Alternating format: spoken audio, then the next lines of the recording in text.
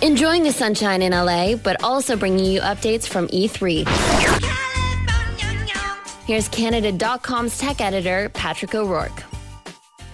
There we have it. It is E3, the biggest week in gaming.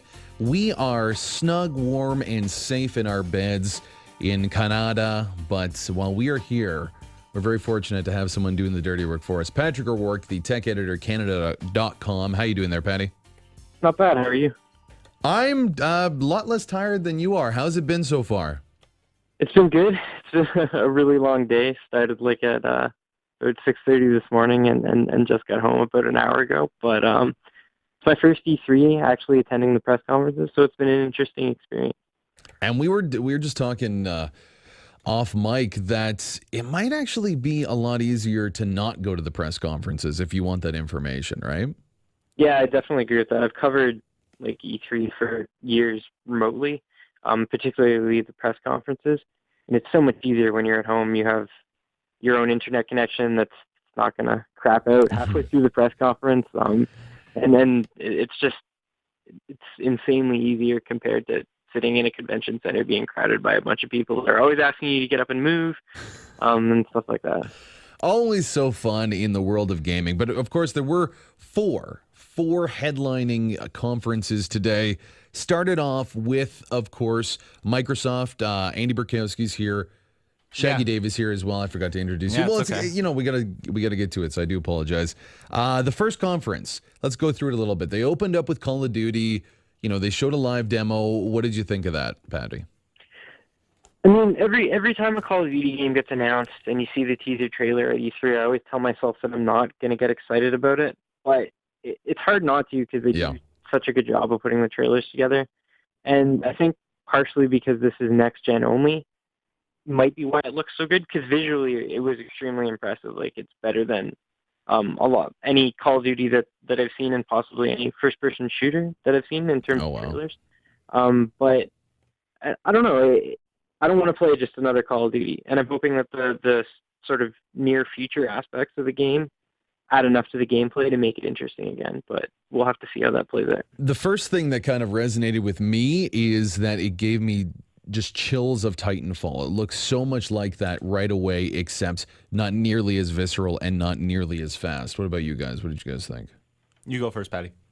Yeah, I definitely agree with that. It looked totally a Titanfall to me with those exosuits and stuff like that. People were bouncing around and jetpacking, and there was huge kind of mammoth things around them. Yeah, big explosions everywhere. But do you think we can make that transition from the more frenetic, fast-paced Titanfall back to the Call of Duty without it feeling slow and kind of drab? I think that's part of why they had to sort of move in this direction.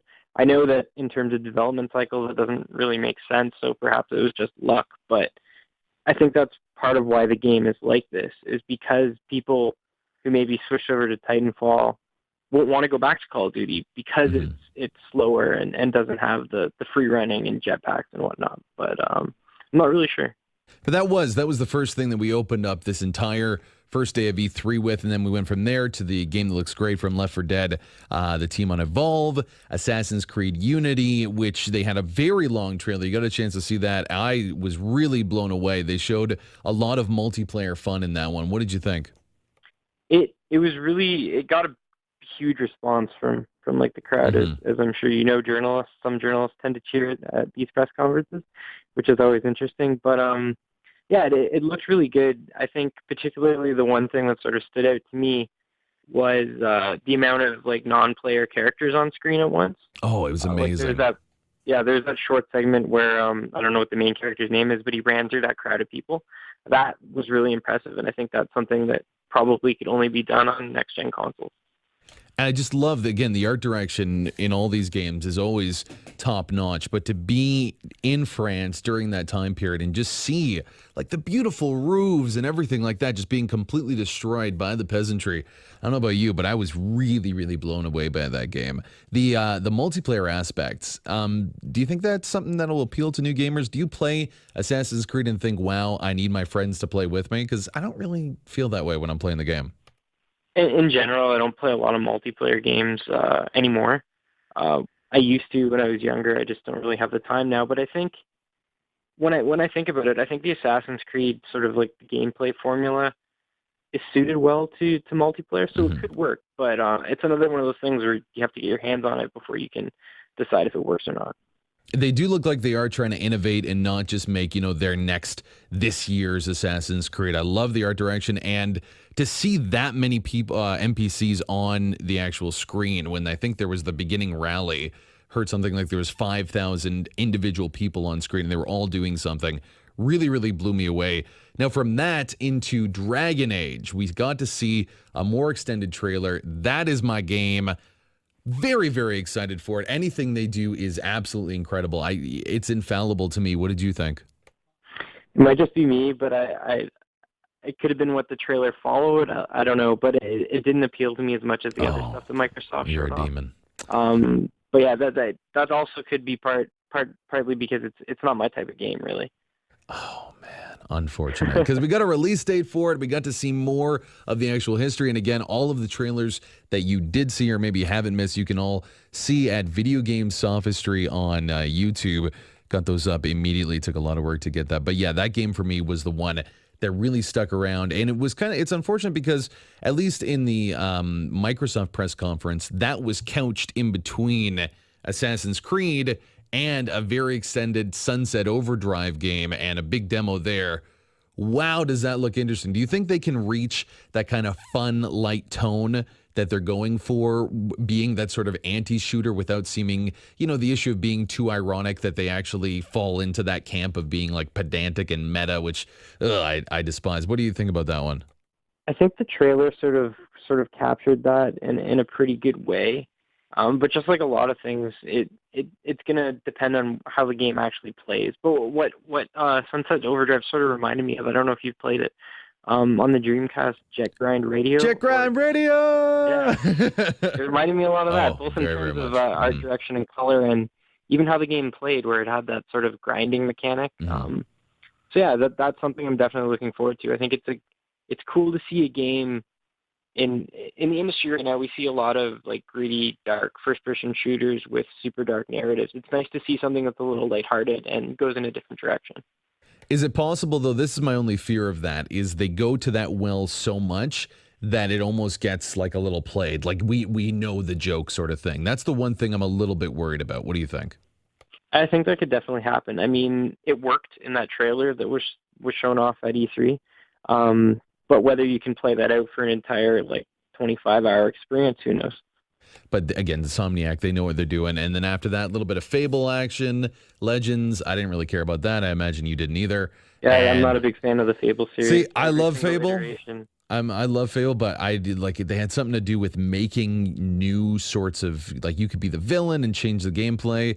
That's not how Fable works. That's not how that game has worked. We already want a well-established, literal Fable for you to be a part of. Just look at the title. I was very unimpressed with that, but they went right from that to something I know that you wanted, that we talked about beforehand, Halo, and a redux of all of those other great Halo games.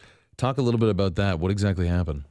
Yeah, the big thing with Halo, the Master Chief Collection, which was rumored for months and months and months, and now we know is actually real, is that it's actually going to consist of every single core Halo game that was released. So that's Halo 1, Halo 2, Halo 3, and even Halo 4. But the big thing for me personally, because I've always been a huge fan of the Halo franchise, is that Halo 2's multiplayer is going to be included in this collection untouched and unaltered. It's going to have slightly, obviously not slightly, but huge, graphics, Mm-hmm. but the exact same gameplay. And I think that's something that a lot of fans wanted.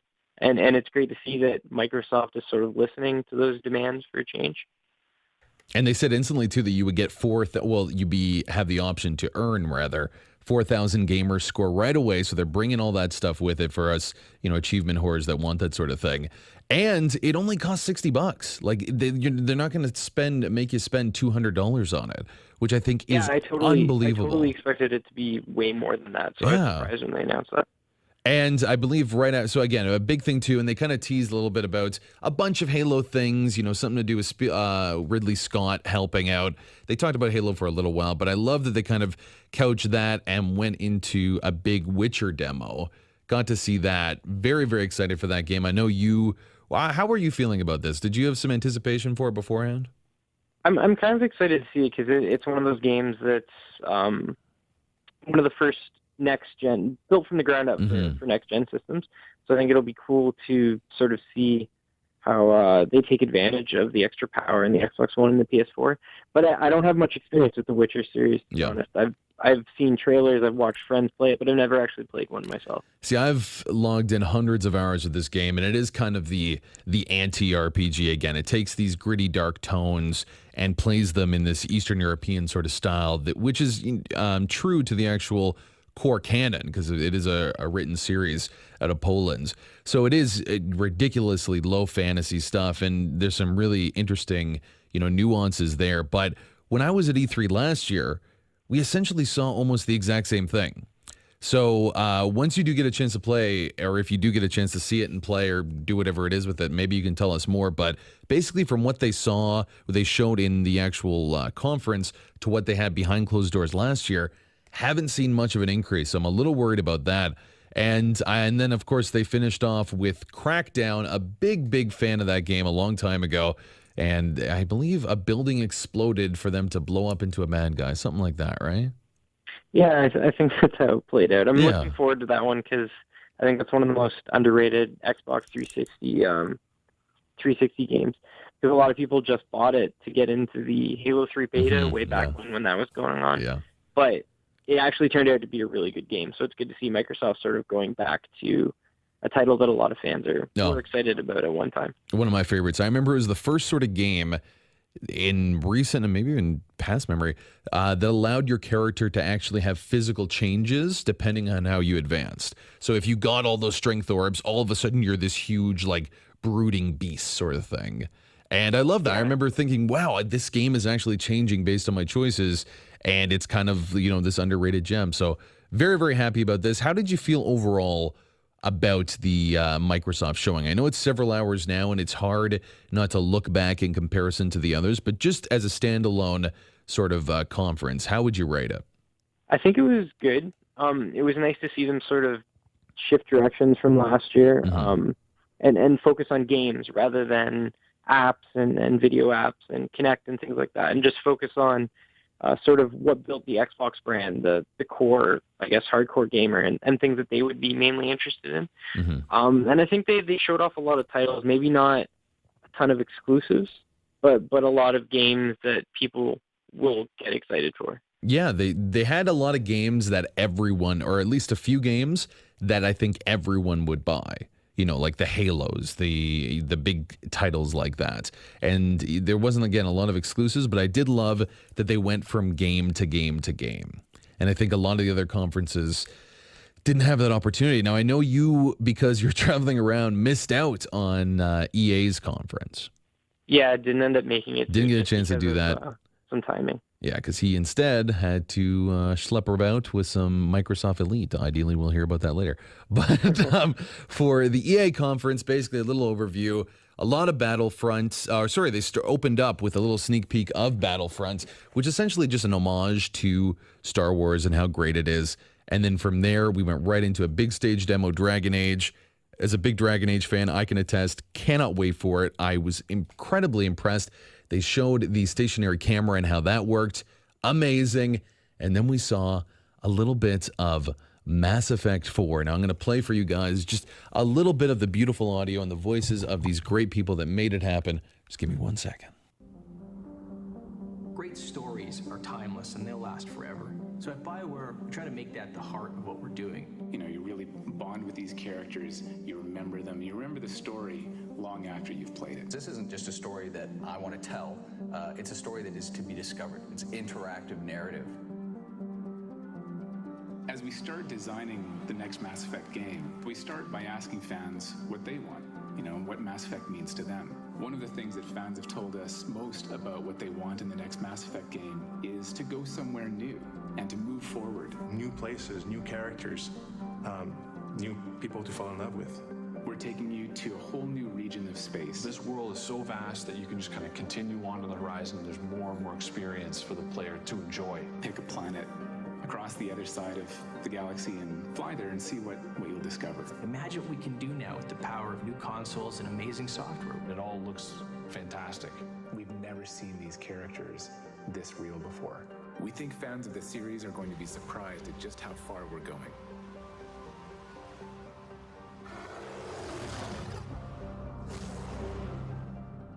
And there you have it. That is pretty much everything that we heard about Mass Effect 4. Didn't even give it a name, didn't give any information beyond that. Based on what you heard there, Patty, again, you don't have the visual aid for it, but what do you think?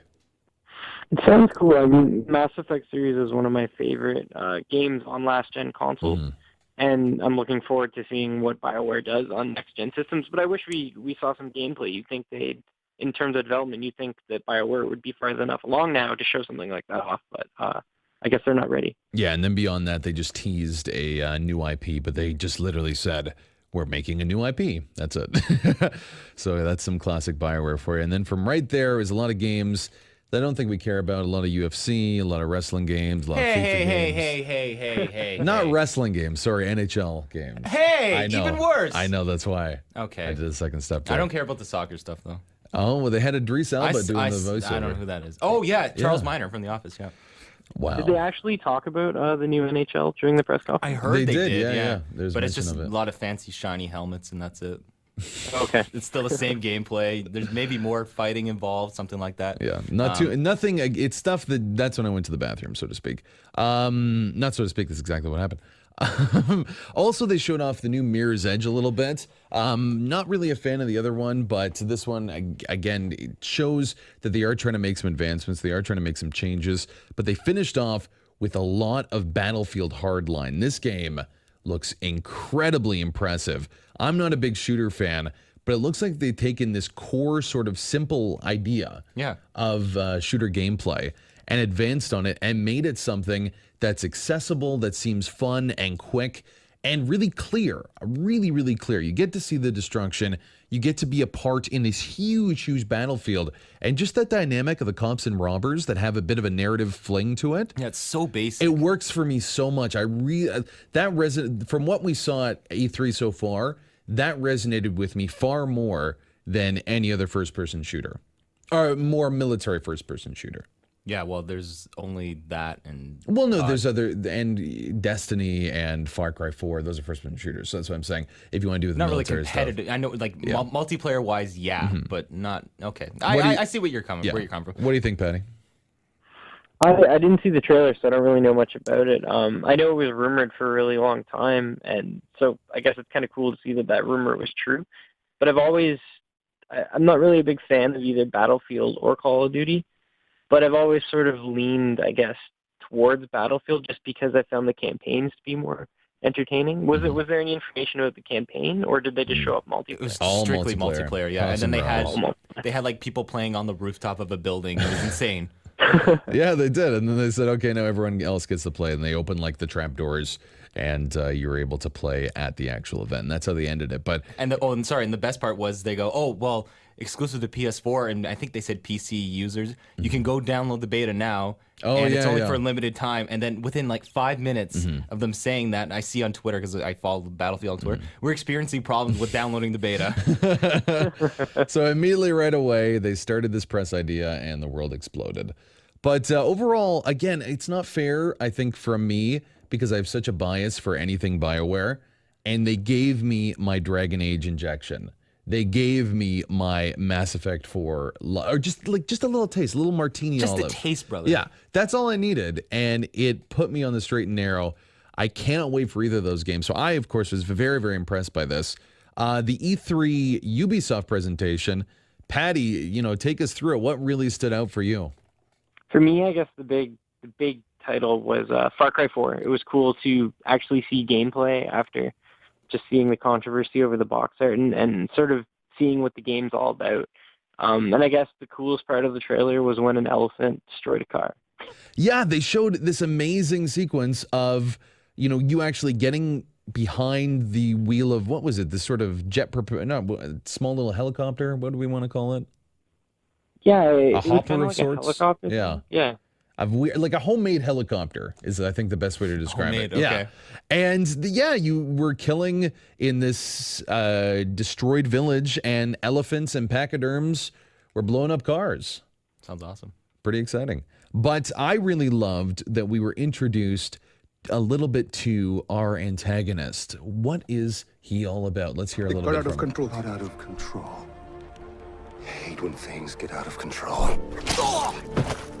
One fucking shot, you couldn't fucking do that!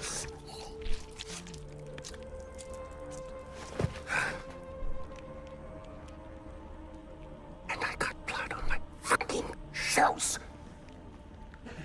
Now, the Far Cry series is, of course, very famous for having these multifaceted and nuanced antagonists. Do you think he'll ever find the same level of prestige as the Mass Effect 3 antagonist that is just so well loved? I don't think so, but I think that as a character, he seems really interesting. Like, I mean, that's one of the things that I'm excited about in the game is to play it so I can find out more about this horribly evil person. So yeah, I don't know. We'll have to see how it plays out. I think they did get... What really for you made Far Cry 4 your favorite out of Ubisoft? I think in particular the graphics, it was really impressive. I know it's not a next-gen only game, which was kind of surprising because it looked really, really good. But also just the fact how you could sort of manipulate the animals to your advantage, as well as the destructible environments. I think also just because I'm a big fan of Far Cry 3, so it was cool to see the developer take everything that was good about Far Cry 3 and sort of step that up a little bit. I really can't wait for that game. I think out of the Ubisoft pack, it was definitely the best of show. But we did get to see a lot of The Division. They had a really heart-wrenching trailer and showed a little bit of gameplay. What did you guys think about that? I thought The Division looked great. I mean, it looked great at last E3. But I don't know how I feel about the story. Because a lot of first-person shooters and third-person shooters tend to have these like really deep, involved narratives, but then in the trailers. But then when the actual game comes out, they become less of an emphasis. So it depends on how it all ends up working out. But what we saw definitely looked cool. I always hate when they show like these multiplayer examples, and it's the most staged, absurd sort of references of them talking to I think it's almost a little insulting to gamers for us to think that this is how multiplayer actually plays out. Do you know what I mean? Yeah, I know exactly what you mean. I think they did that last year too with The Division. Because they had these instances where they're being so polite and friendly, at least when because that was the big thing, Rainbow Six Siege, when they showed that multiplayer, it seemed a little more realistic.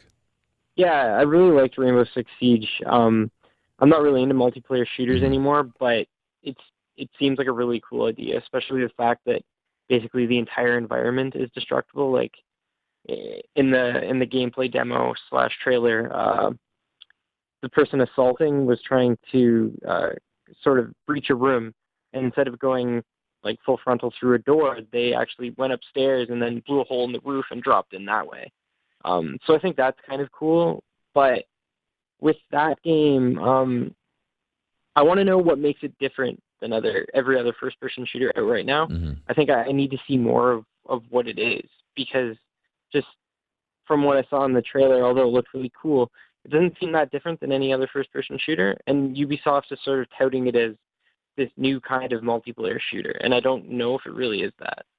Yeah, the one thing that really resonated with me about the new Rainbow Six game was the destructible elements to an entirely new level. Like shooting through a wall, you saw tiny little bits of the wall actually breaking. It seemed like a very important tactic.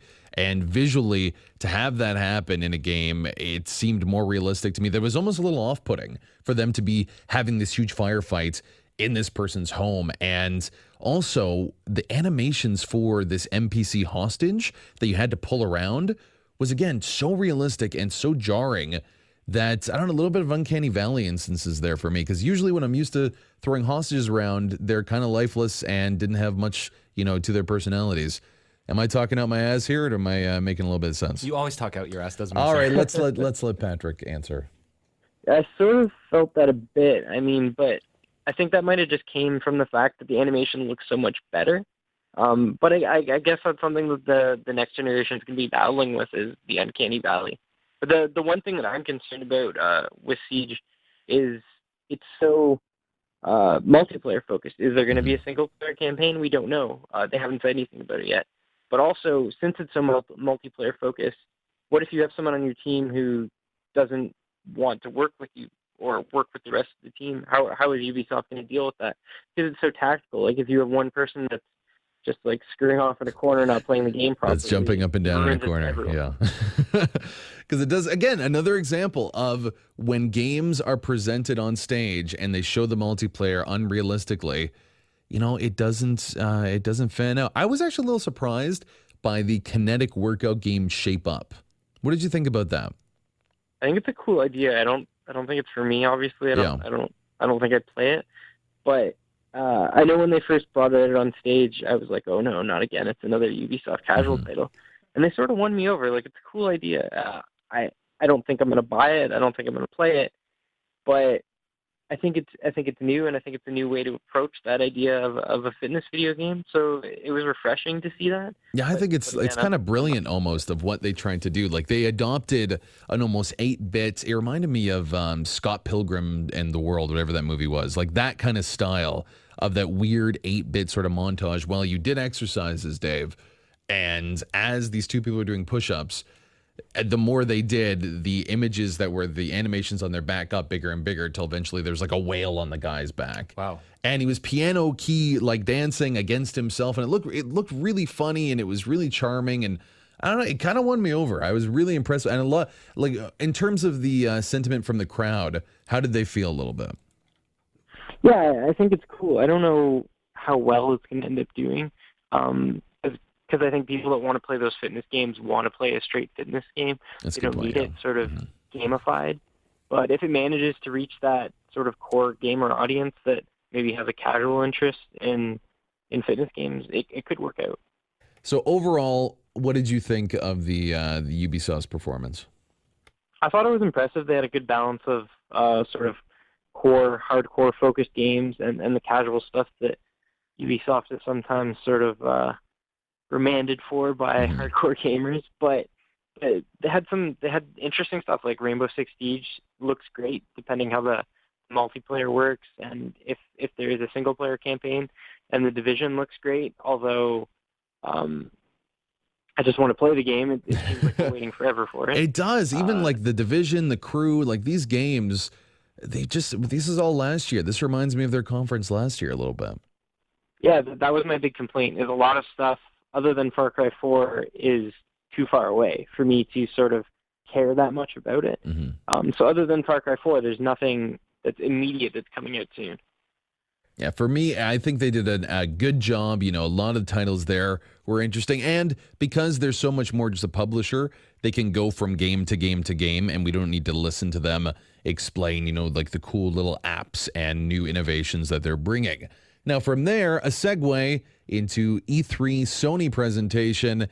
I am of two minds with this presentation. First of all, it was like 73 hours long.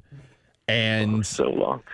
It started pretty strong, and at about, I think it was almost 45 minutes. They didn't talk about any games whatsoever. Yeah, it was interesting. It was kind of like Microsoft and Sony switching places. Like last year, Sony was all about game after game, and Microsoft was focused on apps and Kinect and video streaming and original content. And, well, PlayStation didn't exactly do just that. Like, they had a ton of games. They dedicated a big chunk of the press conference to explaining that YouTube is coming to the PS4 and stuff like that. Yeah, I don't want to know about Powers. Like, I don't want to know anymore about this TV show that they're making called Powers that lasted for like 40 minutes. And it was, the guy seemed no interest. The guy seemed like a nice guy, but, we had not seen a game for a very long time before that. And in terms of the actual sentiment in the audience, because you were there with people, were they sharing our disappointment a little bit? I was sitting way in the back with, I think, people who were investors, so they were cheering for absolutely everything. But I did, because I moved around a little bit during the press conference trying to get a Wi-Fi signal. I did have a really awesome seat that was basically in the front row. And I overheard some people sort of muttering about things, and people were kind of confused during that portion of the presentation. So I don't know. And even on Twitter, I saw quite a few complaints about Sony sort of focusing on more video stuff than games towards the end. But I don't really know. It was interesting because I had high hopes. They started strong. We saw some Destiny. I know you were very excited for that. I think they had kind of a weak trailer for The Order, where you're fighting like this Smeagol Wolverine sort of thing that really didn't work out. Had a real hard time with Little Big Planet 3. Just the demo of them playing that game. I imagine it's tough. You know, you're playing a game in front of millions of people, and it's a cute little adorable game, and you're having trouble actually playing it. Probably not a good thing, right? I think the game looked cool, but the demo went on for way too long. Way too cut it in long. half, and it would have been fine. And then from right there, we went to, I think that's when we saw the elephant carnage in Far Cry 4. Yep, it was cool to see Far Cry 4 again, but I mean, the trailer that we saw there was very similar to what Ubisoft showed off. But that's the case with these press conferences, because there's so much overlap that's bound to happen. Now, there was, for me, in the Sony conference, one of the big highlights was the demo for Dead Island 2. The games aren't particularly great, but this company knows how to make good demos. So impressed by it. I love things that are that artistic and interesting, and just, I loved it. Even though I don't think the game will be particularly good, in terms of trailers, like selling a trailer, they've done it again. Yeah, that trailer is really funny. There's a lot of sort of laugh out loud moments in it as well. And I don't think it's necessarily going to be a bad game. I really liked Dead Island, but it had a ton of problems. So it depends on if they're able to iron out those issues, which I think they might be, because I've heard rumors that this game's been in development for quite some time. There you go, fingers crossed. And I know a lot of people are very excited because they're doing a remake of Grim Fandango. They're taking that back on the actual consoles, or just the PS4 rather, for the very first time. Did you ever play that? Was that a part of your life at all?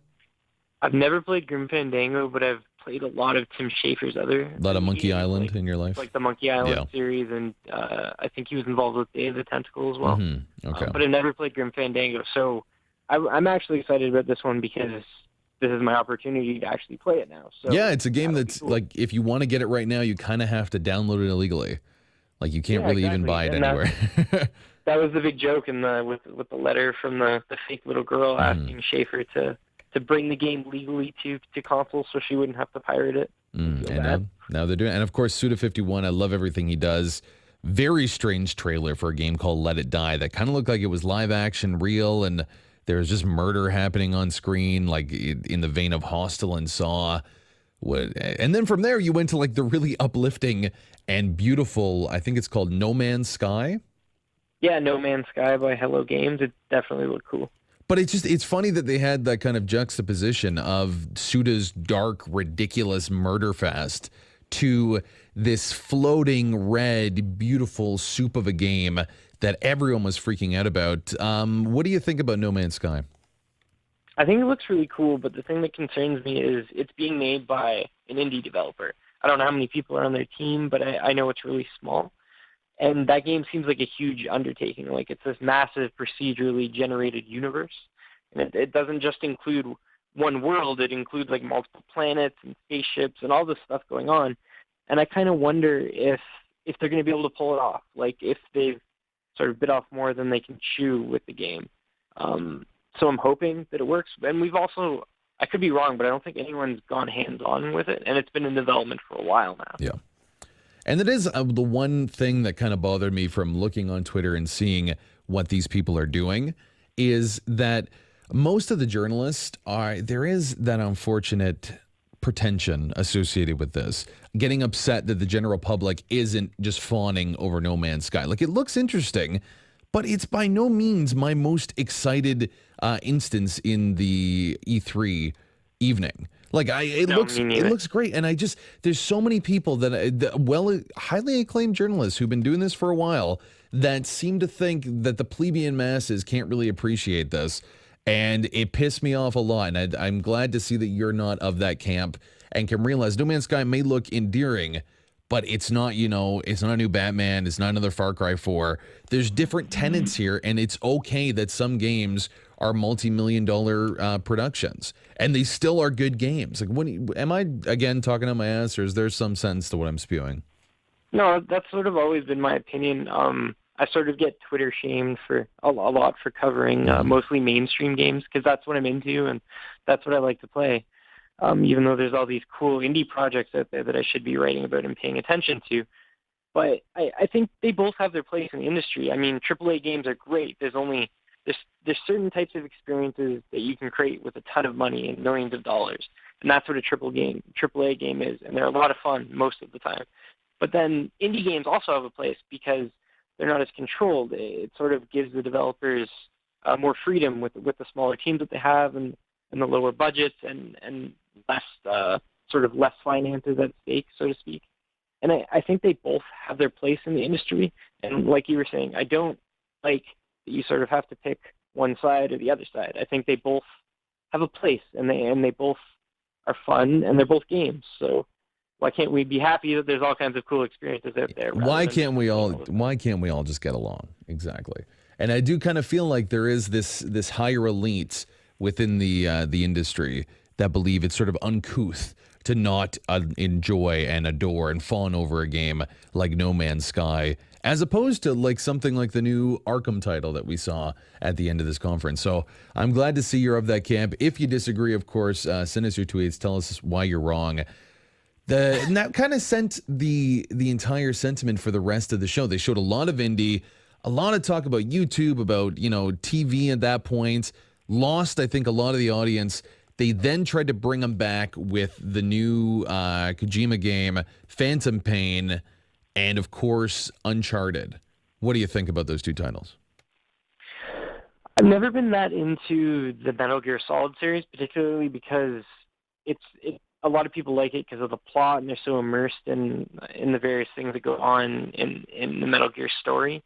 So it's a little hard to just jump into. But that trailer looked cool, and it looked like a movie, and it looked awesome. But what I want to see is more gameplay from the Phantom Pain, and that's not what we saw. So we know that Kojima can put together a really awesome-looking trailer, but I want to see more gameplay because I wasn't impressed with the sort of Poseidon demo that came out a little while ago. Yeah. It was called. It just didn't. The 10-minute game sort of thing. Yeah, the 10-minute game. It didn't hook my attention, so I was hoping to see more gameplay, but we didn't get to see that. And then from there, of course, they had a very small sneak peek of Uncharted. We have Drake looking drab, looking dirty. Thief's End. Neil Druckmann, the guy who made Last of Us, I believe, is the lead on that one this time. So they could have an entirely new kind of angle on it. What do you think about that? It definitely seemed to have, I guess, a Last of Us influence. A little bit, eh? Like really from that opening shot, it had that look about it, didn't it? Yeah, I actually thought it was like a sequel to The Last of Us or something when it first opened. I thought that was, I can't remember his name, but I thought that was the main character of The Last of Us lying there. But it's good to see Uncharted coming back. I mean, it's one of Sony's core franchises. It's really popular. I've played Uncharted 2 and 3. I thought they were great games. And I guess it's cool that Druckmann's in charge because he's going to, well, at least from that trailer, it looks like he's going to try to take the series in a darker direction, which is something I don't think Uncharted's really played around with before. And I think that could also sort of inject some, I guess, I can't think of the word, sort of inject some newness to the game. A little bit of newness. Newness. It's got to be a word. It's been a long day. Yeah, well, I know what you mean, because that series, although it is a staple, is a little bit of a standard now. Like, you know what you're going to get a little bit with an Uncharted game. It might be nice to not know what we're going to get. You know? Yeah, like exactly. A little darker, a little grittier. Deviate just a little bit, but not, alienate that core that want to still have, some puzzle solving. And don't turn into like a Lara Croft, which, by the way, they also showed a trailer for, which I'm very excited for as well. Yeah, it looks great too. I remember watching the trailer and thinking that it must be the new Tomb Raider, but I don't think they're that far along in development with it yet. And then it turned out it was. But it looked great. It was another one of those sort of sizzle reel CG things where you have no idea how the game's actually going to play. So just like with a lot of things at E3, you sort of have to wait and see how it all ends up. Until 7 months from now, when they actually show some of the actual game. But yeah, the Lara Croft, the Tomb Raider trailer, rather, was basically just about how Lara Croft is being affected by shooting 30 people in the face with a shotgun. It is like, and that's an interesting thing that you don't always consider, that these protagonists are ruthless murderers that have killed hundreds of people, and now they're dealing with it a little bit. That was, again, really, really refreshing to me that we got to see, and that was always the big thing in the Tomb Raider franchise that I liked, that it was very refreshing and gritty, and you felt the impact of those kills. You felt the impact of hurting someone, and it looks like they're taking that hurt and looking at it inward, almost from a little bit of like an Iron Man 3 sort of take to the franchise. No, because that's what that was about, man. They're taking it that way. Of course, another thing, sticking back with Sony, GTA 5. It's coming. Coming to PS4. I don't care. What about you? I don't. You know what? I like to see it remastered. Everything is remastered. Fine though. This was like a year ago. I don't know. Maybe it's just my TV. No, listen. Because Dave's TV doesn't work, we need to spend $300 million to make a new one. All right, we'll just move on then. All right, Patty, what do you think?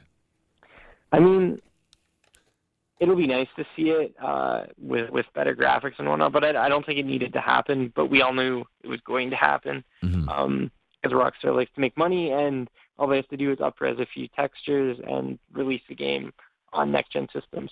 The one thing that I think is interesting is a lot of people on Twitter seem to think that it's exclusive to the PS4. And although I don't know if Rockstar has tweeted about it or said anything, there's no way that's going to happen. No, there's no way. It'll be on the Xbox One, and it'll be on the PC too. Because if that happens, then it's huge. Then that becomes the headline story. Yeah, but it will come up for I'm pretty sure it'll come up for the PS4 first, because they had remember the GTA 5 bundle PS3 thing they had that came out? Yeah, that's true. So it must come out first, because then why would the head Sony guy say you could transfer your Xbox 360 data to the PS4? Exactly. Unless it could come out first. Unless you have a 360 and you didn't want to get the one, and then you want to get the PS4. Oh, maybe, yeah. See, it could be. You're right. It could be. I'm always right. There you go. But what do you think, Pat? I think it'll be an early release. What do you think?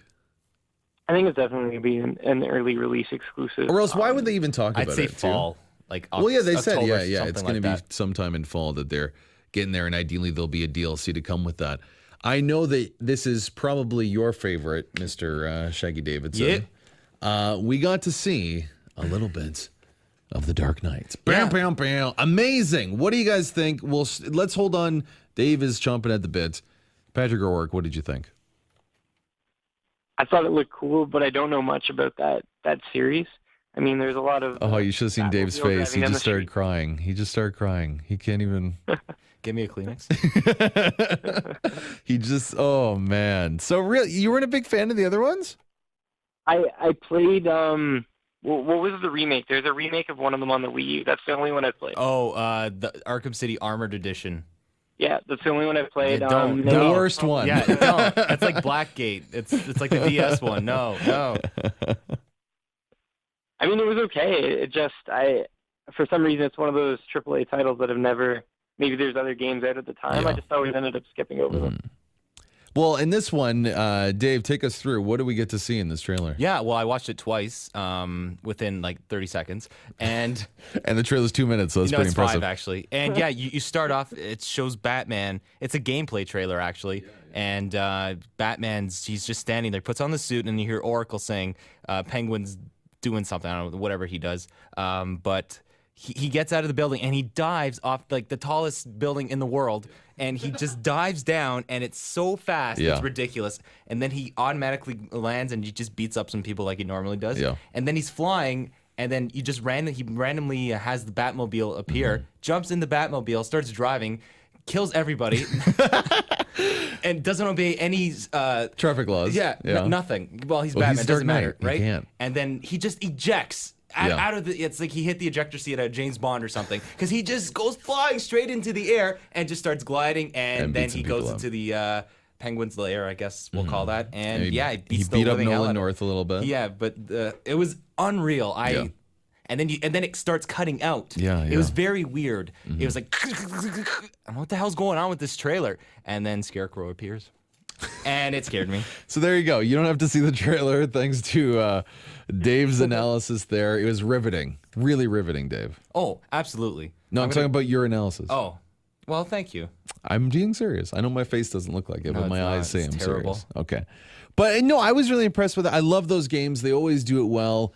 We got a nice car here, and then they end. That was one of the highlights for me. Patty, what was your highlight from the Sony conference? From the Sony press conference, I think it was cool to see Uncharted 4 finally, like an actual more of the game than just like last year when they showed the words Uncharted 4 on the screen. I think that was my biggest highlight. I guess Little Big Planet 3 was also cool. I'm a fan of the first two titles, but there wasn't anything from the Sony press conference that wowed me. A lot of the stuff that I like Far Cry 4, was at Ubisoft's press conference. So I don't know. I guess that's the main things that I liked. The Order is also cool, although I've heard really negative things from other journalist friends that have gone hands-on with it. The preview that we saw, I don't know, like it seemed like a lot of the tweets were press triangle not to die sort of thing, like really scripted instances where you're shooting at this beast. Like it almost reminded me like an old style Resident Evil from what we saw. Yeah, I have a feeling that game's in development trouble. I think it's been delayed twice in the last little while. But I love the idea. I love that sort of, it's not really steampunk, but sort of that like Van Helsing-esque. Into an era where there wouldn't be guns, that kind of thing. I think that's a neat. It's a cool like twist on alternative history. But from what I've heard, it doesn't play the greatest. I think I'm hoping to play it at some point in the next couple days at E3. So hopefully I'll be able to give my hands-on impressions of it. Well, yeah, of course. We'll give you some time after this because I know you've been very, very sweet in giving us some of your precious minutes to talk. We'll give you a couple days to play all those games. We'll have you back on. Let's do our kind of overall analysis because we saw all of them, close to all of them. For me, honestly, the most disappointing conference today was Sony's. I was really, I wanted to be impressed. They opened up with Destiny, which looked great. They showed a lot of Far Cry. The Dead Island trailer was great. But they focused so much on peripherals that I just didn't care about. The YouTube integration, the PlayStation TV, the PlayStation Now. It seemed too much like a business conference as opposed to talking to actual gamers. And they just didn't go from game to game to game.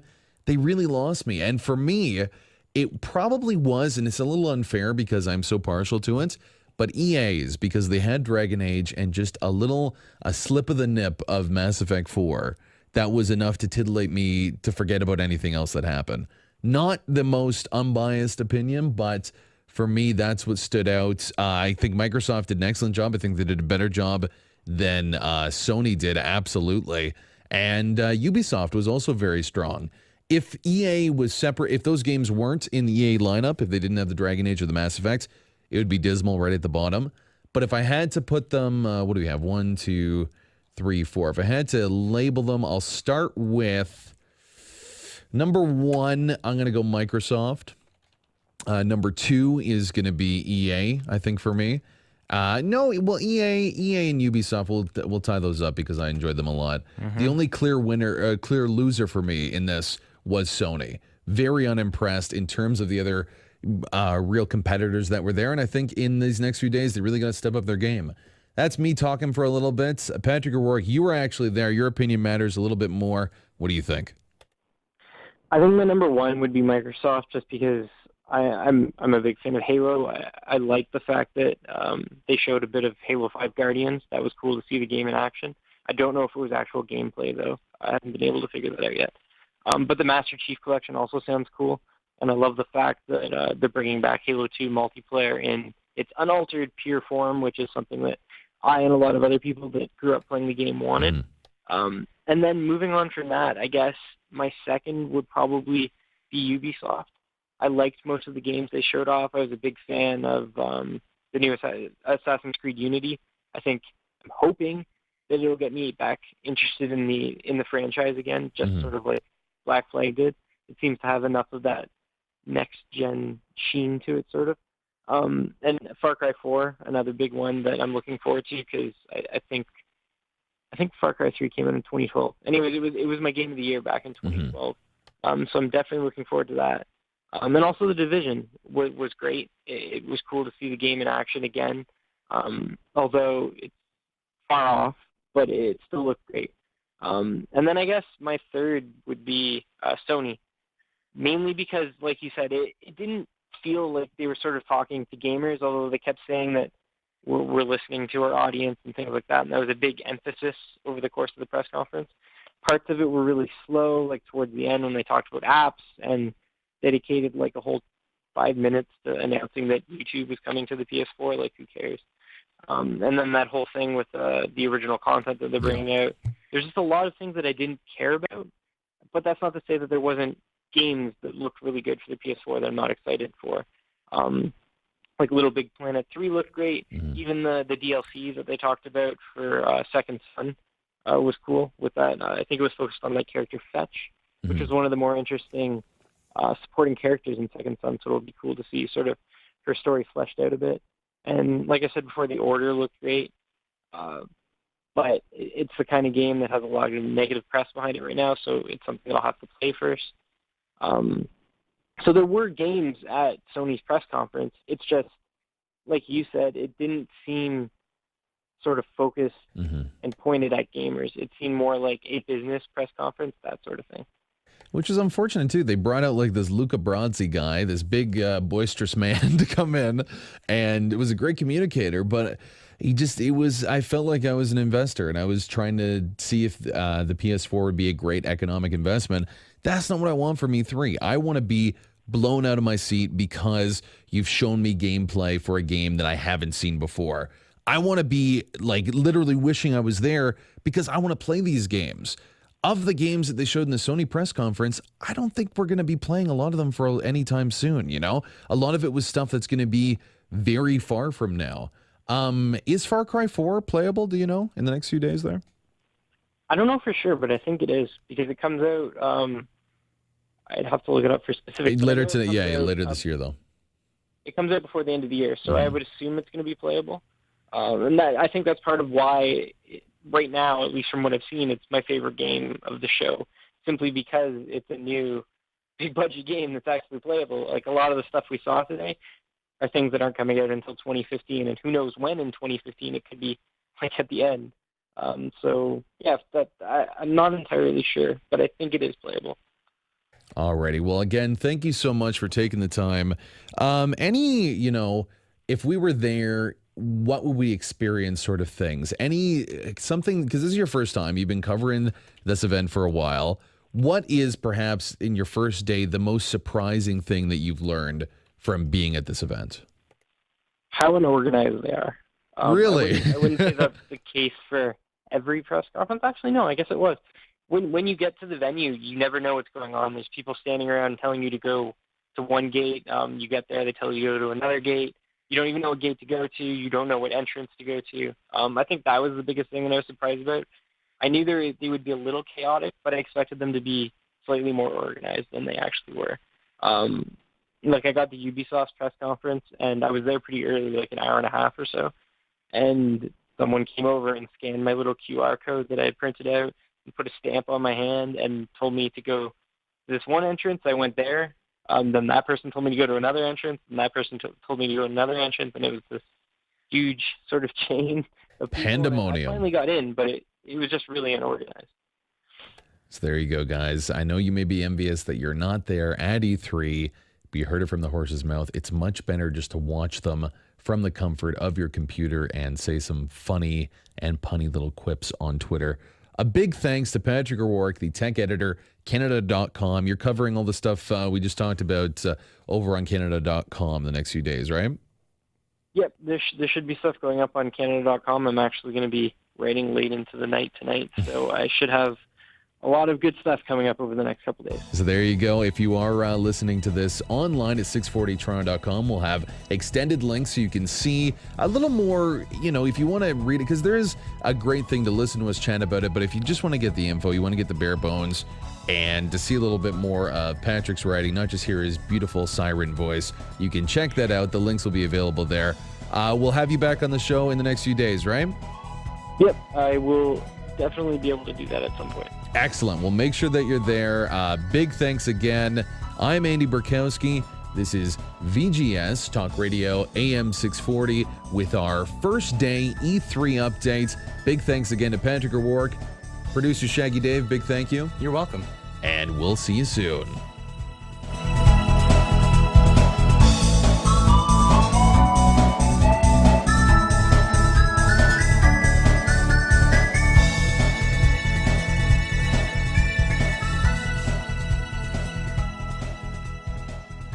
Are you a gamer? Don't miss out on Stage Select Gaming Expo, Saturday, June 28th at the Japanese-Canadian Cultural Center. Get your hands-on exclusive previews, play console and tabletop games, meet the developers, and attend talks by industry experts. Have fun at the after-party of the summer, featuring live video game music. You have never been to a convention like this before. Get your tickets now at stageselect.ca. Stage Select Gaming Expo. Let's play.